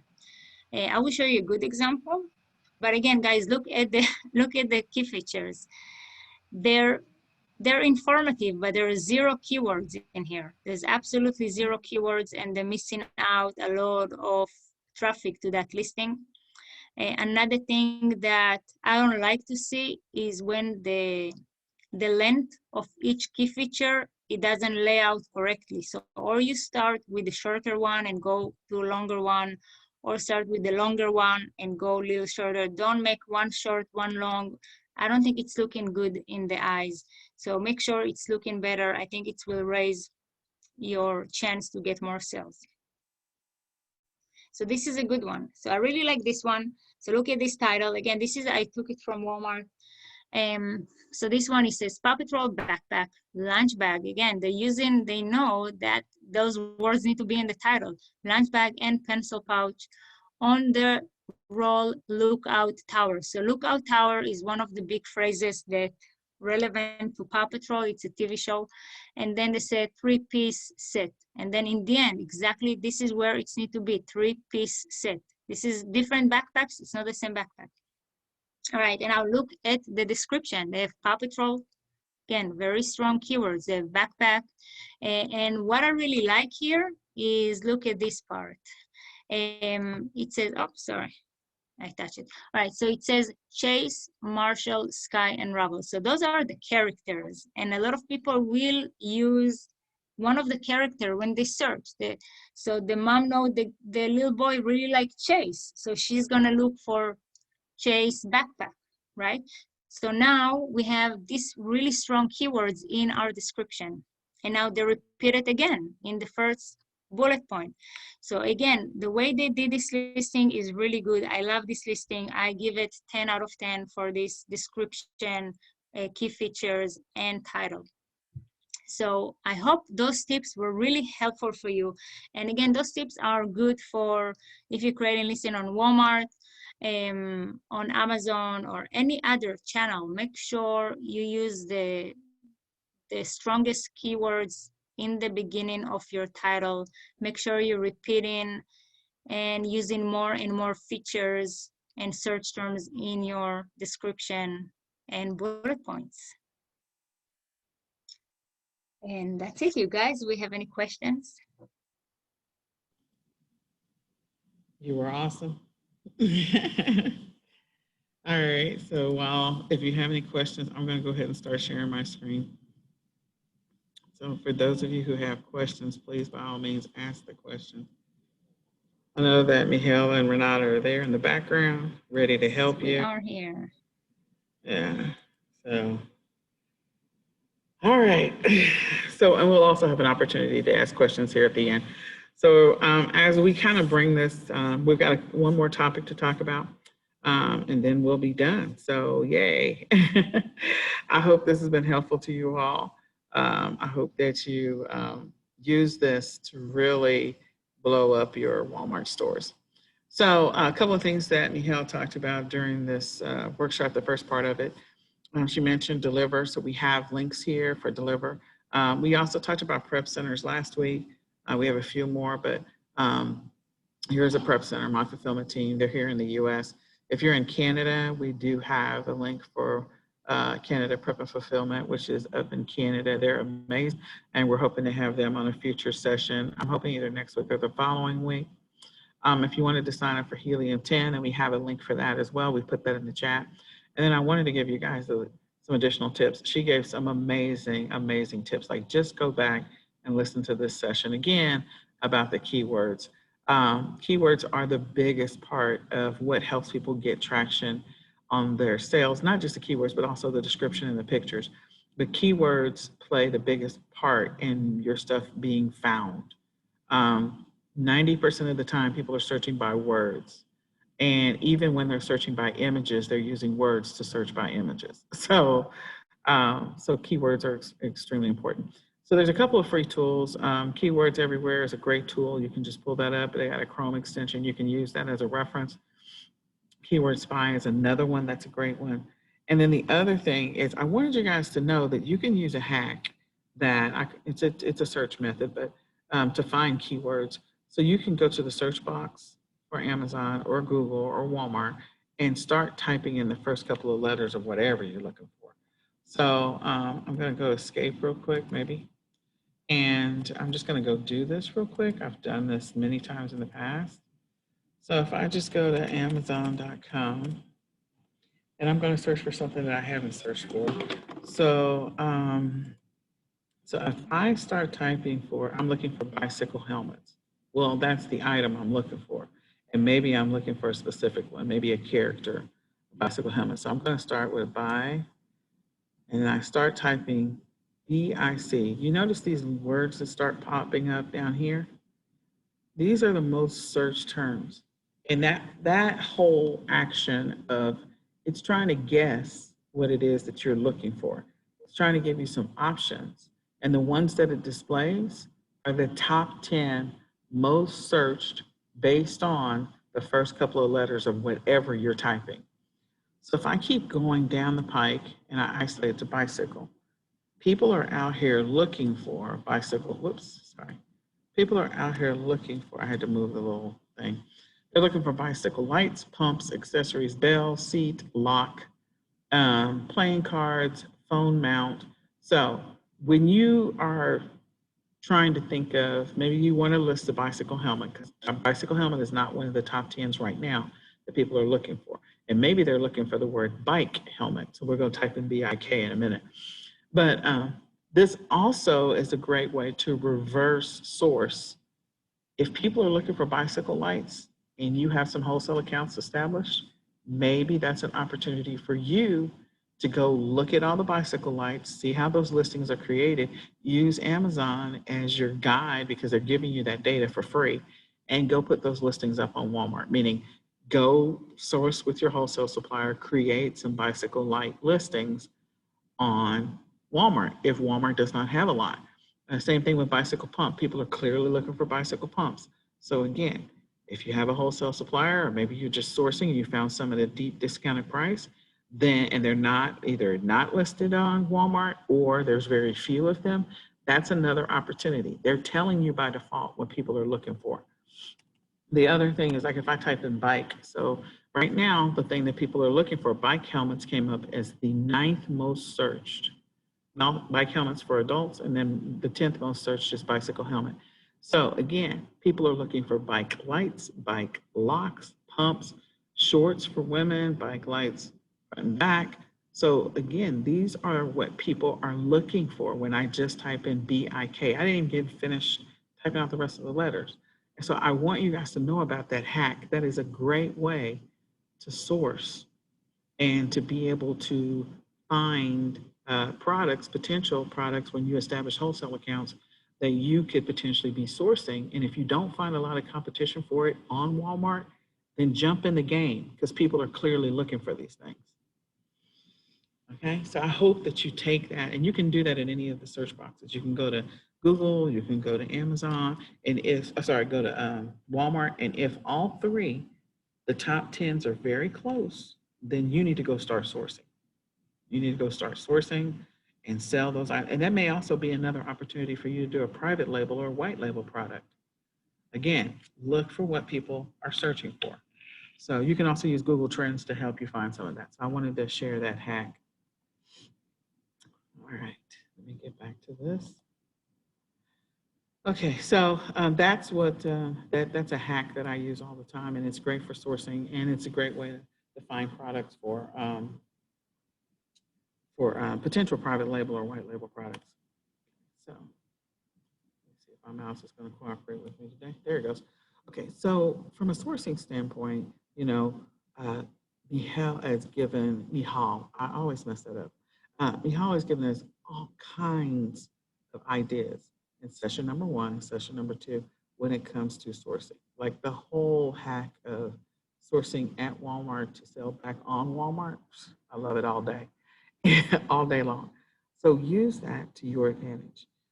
Here's some stores that are closing in 2020 or have partial closures. Take advantage of just going by some of those stores. Make sure that you go back and look at the restricted list. But if there is a potential of you selling something, so I'm going to use Victoria's Secret as an obvious option. What's coming up in 4 months?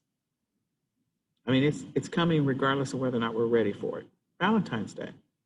And so, of course, most people, they need to buy something sensual, something whatever, and some lingerie, or as my grandma used to say, some lingeries, and they need to buy those for Valentine's Day.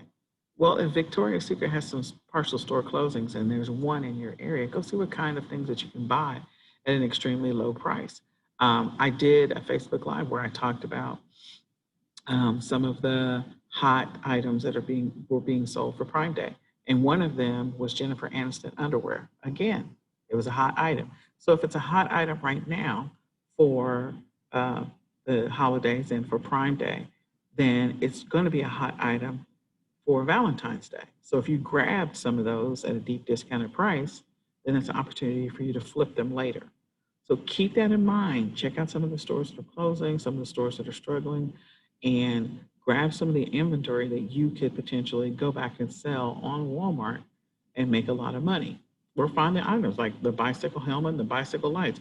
Because again, even though we're going into the winter months, fall and then winter months, it's going to come back around to spring and people are going to want to get outside. And what are they going to be wanting to do? Ride a bike. So then we're back to the bicycle helmets. So why not go ahead and start sourcing for that kind of stuff that you already know that are going to come back around next year if you can buy it at a discounted or clearance price or liquidation price at some of these stores. The next thing is this list. This list should be fairly familiar. We've gone through it a couple of times. And so this is an opportunity for you to find other places in which you can source. So, a lot of the stores that are listed here, some of these are great for creating bundles and sourcing for bundles. And also, they're also great for being able to find things at a discounted price. Unfortunately, because of COVID-19, every store in the US, with the exception of grocery stores, have some products where they have reduced the price significantly because of one of two things. They reduce the price because they've got to get more traction, more traffic in their stores. I can remember in June or May going into Walmart. At the front of the store, they have one of those little tripods that they put up when it says the floor is wet. And on front of that, they had put a piece of cardboard that said clearance with an arrow, because they're trying to get people, they know people are coming into the store to go to the grocery section to buy groceries. They're trying to get people over to the clearance section because they weren't getting any other traction in the other parts of the store. So they knew people were buying online. They knew people were coming in for groceries. They had to draw some attention to try and get people into other parts of the store. So they put a sign with a little tripod that said clearance and drive traffic over to the clearance to get you to buy other things in the store. As whatever is going to happen when COVID continues to go on, you're going to have a similar scenario where people are just going to be buying the essentials. So again, take advantage of some of the other areas of the store that may have clearance, or where you get some store coupons, where you have other deals that you can find, things that people aren't buying. I know people are like Vitamin Shopping is a perfect example. They're going in there, of course, they're buying a boatload of vitamin D and vitamin C, but some of the other stuff that they sell is not getting any traction. So again, going in there and finding out what they put on clearance, making sure the dates are good, and then flipping that on Walmart is another opportunity for you.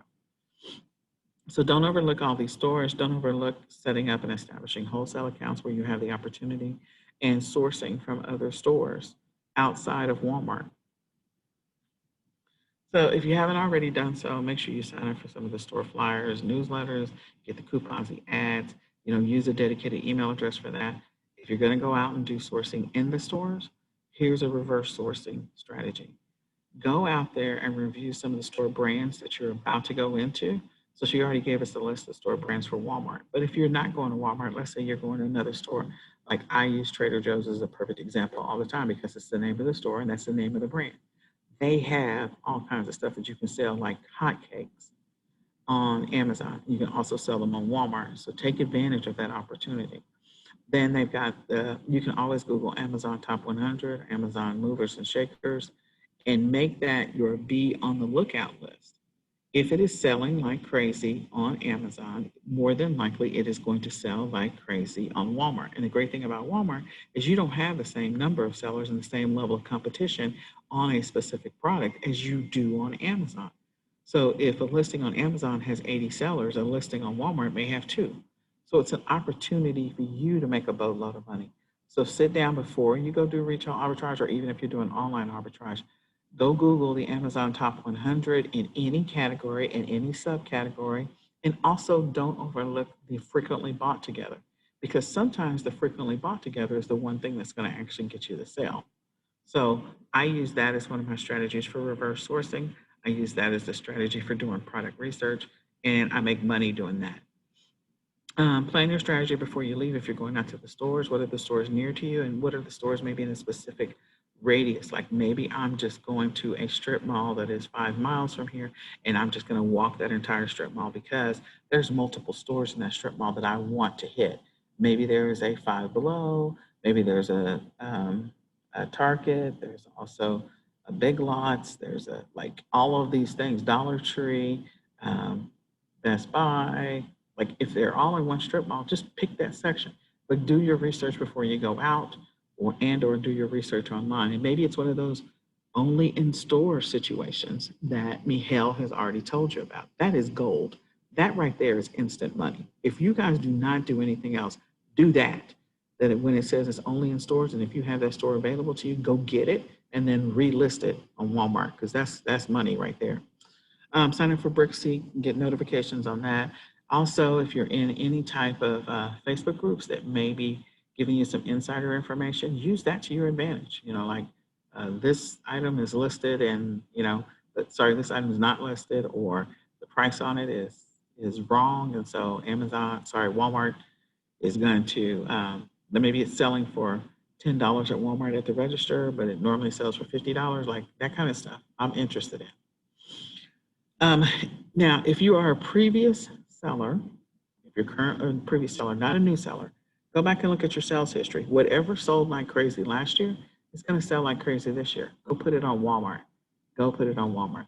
You can also go look at some prior history on things that have sold in the past. You literally could type in Walmart plus 2019 plus holiday gifts for dad, for mom, for sister, for brother, and go see their 2019 sales ads. What were the things that they were listing in October, November, December? What were they driving traffic to? What were the things that they had pictures on the flyers? So go look at that. You could use that as an idea for what might be the hot things that they sell. And always look at the center aisles when you walk into the store. The center aisles and the front aisles, the front beginning of each aisle, like that's the stuff that they traditionally are going to sell for the holidays. That's a no-brainer. Those are easy. You can just go to the end caps and buy stuff in the center aisles and buy stuff. But again, look it up, see what it was doing last year, and go from there. And I will tell you at the bottom, we talk about Keepa, the tool Keepa. We love the tool Keepa. The great thing about Keepa is that it gives you a bunch of statistical data about Amazon. And at some point, I have to believe that they're going to have the same statistical data about Walmart. It may be a couple of years, but you can use that data, the trends that they give you data on for Amazon, to use it to your advantage on Walmart. You know, the trends should be fairly similar over time. And so if there's some similarities, use that data to help you to source and know when to list certain things on Walmart. Okay. Make your list of the items that you need to restock if there was something that you previously sold. So maybe this time last year you were selling calendars, or maybe this time last year you were selling pajamas. So again, and you sold a boatload of them, you made a boatload of money on it. Then again, go sell those things on Walmart. And then take pictures of one of the little hack, take pictures of things you need to restock. So again, if you were an Amazon seller and you've made the shift 100% over to Walmart, then okay, these are the things that I need to restock. I'm selling out on Amazon. I'm not going to send any more into FBA. I'm not going to do any more merchant fulfilled. I'm tired of dealing with them suppressing my listings. Let me go and put this stuff on Walmart. Go do that. Take pictures of anything you need to source if you're going out, or if you're not going out, then just pull those things up online. And then consider, selling things if you're going to sell them. If you're using your seller, your Amazon seller app, which again, I always use Amazon to do the work that I'm going to do on Walmart. So use your Amazon seller app, look at the ratings, look at the stars, make sure you're also using your Amazon buyer app and your Walmart app. Because again, as more and more items get listed on Walmart, more and more sellers, you're going to find more and more products on Walmart. So again, look at the stars. If the stars are good, that's going to reduce your chances of, oh, this is an item that's going to have a lot of returns. Because during Q4, you don't want to deal with a lot of returns. You do not want to deal with a lot of returns. So try to stick with items that sell that have a rating of 4 and above. Make sure that they have amazing, beautiful, big pictures. As Michal said, people are buying on their phones. Majority of purchases are made through their mobile devices. So don't overlook that. When you are scanning in the store, speed scan, like I said, the center aisles, the seasonal section, the end caps, and use all 3 apps. Use all 3 apps. Actually, add the 4th one of BrickSeek. So use all 4 apps to just nail down, is this worth my time? If it's worth my time, if the rank on it is amazing on Amazon, that means it's moving on Walmart as well. So if it's amazing on Amazon, even if you're not an Amazon seller, let's say you're a new seller, on Amazon buying app, the actual shopping app, you can scroll down to halfway down in the middle of the listing and you can see the sales rank of any product. If the rank or the number is low for that particular item, or it says Amazon Top 100, you have to know that that's an item that is moving and it will move on Walmart. So use that knowledge and that information to your advantage when you're sourcing. And then the other thing is, most people scan items and then they're just like, oh, they scan the UPC, oh, I can't find it. Make sure you type stuff in. Not just you scan the image, you can sometimes find bundles or multi-packs of stuff. Make sure you also type it. Maybe you can find it as well. So I want to give you that opportunity to use that information to your benefit, to be able to find things that already exist. Maybe you'll find multi-packs of something and you can make a boatload of money with that. All right, so we covered so much today. There's a lot of great information that Michal shared, some great questions that Renata asked and also shared information on. So we really do want you to be successful. You are 3 more sessions away, or 2 more sessions away from just prepping for Black Friday, Cyber Monday. You've got to build up your endurance of listing and your consistency. If you have listings up, if you can use the integration between Amazon and Shopify and Walmart to be able to take your Amazon listings, move them over to Shopify, and then push them over to Walmart, do it. That way you get more stuff over on Walmart very quickly. If if you're like, oh, it takes me forever to do listings, just continue to practice it and get better at it. The more items you have listed, the better your chances of having an amazing Black Friday. So go back and rewatch this video and rewatch any other video. Like, play it in the background while you're working, while you're prepping inventory, while you're whatever, while you're online sourcing. Sometimes just listening to it and not watching it can help you. If you haven't already, set up your deliver account or your fulfillment center if you're planning on having somebody else do your shipments. As Mihal said, you need to get your stuff in to deliver as quickly as possible and as soon as possible. Go back and learn and understand the restrictions list. Make sure that you do not do anything that's going to cause your Walmart account to be in jeopardy. Conduct some keyword research this week. Source, list. That's going to be like every day. That's all that really matters. Like, after you learn this, the only two things, source, list. Those are your big ones. Make sure that you complete your productivity log. Make sure you're following your schedule. And when you get frustrated and you're struggling, when you're just like exhausted, go back and review your why. Hopefully it will reinvigorate you, looking at your why every single day, pulling it up, reading it first thing when you get up in the morning, having your game plan of your schedule. This is what I got to do today. Convert it into a checklist. I did this, check. I did this, check. I did. And then, attend the Q&A if you have any questions. We definitely want to be able to help you. So what do we have here? Let me go and pull up whatever we have. Any questions that anyone has on the information that we shared today?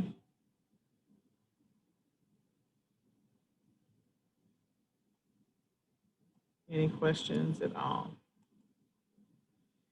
All right, well, Mihal and Renata, this has been a blessing, guys. I hope that this has been helpful to you. Let's go out there, let's crush it. Let's make this Walmart thing work for all of us. Let's make some money. Yes, now it's the time. Now it's the time. Yes, you guys. All right. Well, that's all The we have. Q&A session, Go ahead. the Q&A Go ahead. session is starting now if anyone wants to jump on. It's on a different link, though. I know. That's why I'm telling them to go jump on. Yeah, go jump on. All right. These are the times for Q&A sessions. So thank you so much, and we'll say goodbye for now. Bye, girls. Bye. Have a Have a good day, great everybody. Thank you for coming. Bye-bye. Thank you so much. Bye-bye.